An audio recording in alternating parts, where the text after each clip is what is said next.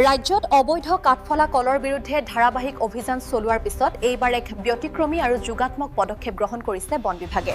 কাঠ ব্যৱসায়ী বিশেষকৈ ফাৰ্নিচাৰ ব্যৱসায়ীসকলক সজাগ আৰু সচেতন কৰি তুলিবলৈ এইবাৰ কঁকালত টঙালি বান্ধি নামি পৰিছে লংকা আঞ্চলিক বন বিষয়াৰ কাৰ্যালয়।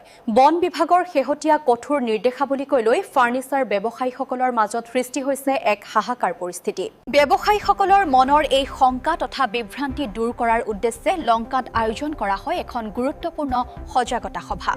এই সভাত লংকা আঞ্চলিক বন বিষয়া মানিক চন্দ্ৰ বৰুৱাই নিজেই উপস্থিত থাকি ব্যৱসায়ীসকলৰ সৈতে পোনপটীয়া আলোচনাত মিলিত হয়। সজাগতা সভা আমি কৰিছোঁ, এখন দ্বিতীয়খন সজাগতা সভা। আমাৰ লংকাত যিসকল ফাৰ্নিচাৰ ব্যৱসায়ী, লংকাৰ বজাৰখন সকলোৱে কয় যে এখন ভাল ডাঙৰ বজাৰ, মঙলবাৰে যিখন হয় সাপ্তাহিক বজাৰ, আৰু বহুত পৰিয়াল তাৰমানে সাপ্তাহিক মানে ফাৰ্নিচাৰ বজাৰখনৰ ওপৰত নিৰ্ভৰ কৰি চলি থাকে।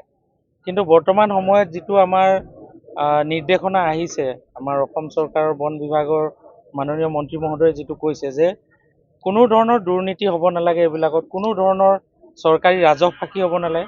গতিকে আমি তেওঁলোকক সজাগ কৰিছোঁ যে কিদৰে তেওঁলোকে তেওঁলোকৰ ব্যৱসায়টো পঞ্জীভুক্ত কৰিব